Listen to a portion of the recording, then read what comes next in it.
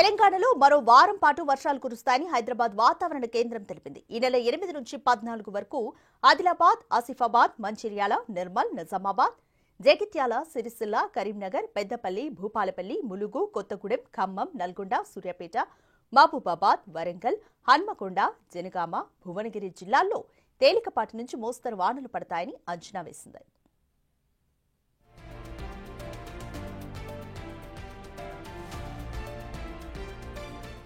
ఉపరితల ఆవర్తనం ప్రభావంతో ఇవాళ ఉత్తరాంధ్రలో వర్షాలు పడతాయని ఏపీ వాతావరణ శాఖ తెలిపింది.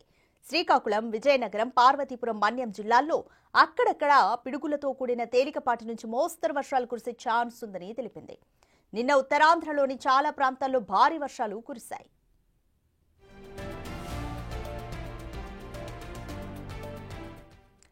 ఉత్తర భారతాన్ని క్లౌడ్ బరస్లు వణికిస్తున్నాయి. ఉత్తరాఖండ్, ఉత్తరకాశీ జిల్లాలోని నౌగాన్ ప్రాంతంలో క్లౌడ్ బర్స్ట్ సంభవించింది.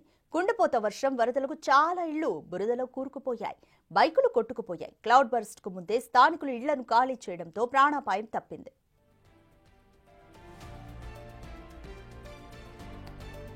హర్యానాలోని సిర్సాను భారీ వర్షాలు ముంచెత్తాయి. వీధులు జలమయమయ్యాయి. ఇళ్లు, దుకాణాల్లోకి వరద నీరు చేరింది. 30,000 ఎకరాలకు పైగా పంట నీట మునిగింది. షుగర్ నది ఉప్పొంగడంతో కట్టలు తెగి పరిస్థితి మరింత దారుణంగా మారింది. మరిన్ని రోజులు వర్షాలు పడే ఛాన్స్ ఉందని వాతావరణ శాఖ ఎల్లో అలర్ట్ జారీ చేసింది. గత కొన్ని రోజులుగా కురుస్తున్న వర్షాలకు యమునా నది 1963 తర్వాత 5వసారి 207 మీటర్ల ఎత్తును దాటింది. నోయిడా, ఘజియాబాద్లతో పాటు ఢిల్లీలోని కొన్ని ప్రాంతాలు తేలికపాటి నుంచి మోస్తరు వర్షాలు కురుస్తాయని అధికారులు తెలిపారు. ఇక పంజాబ్లోనూ పరిస్థితి దారుణంగా ఉంది. భారీ వర్షాలు, వరదలు ఆ రాష్ట్రాన్ని అతలాకుతలం చేస్తున్నాయి. వేలాది ఎకరాల్లో పంట నష్టం జరిగింది. వేలాది మంది నిరాశ్రయులయ్యారు.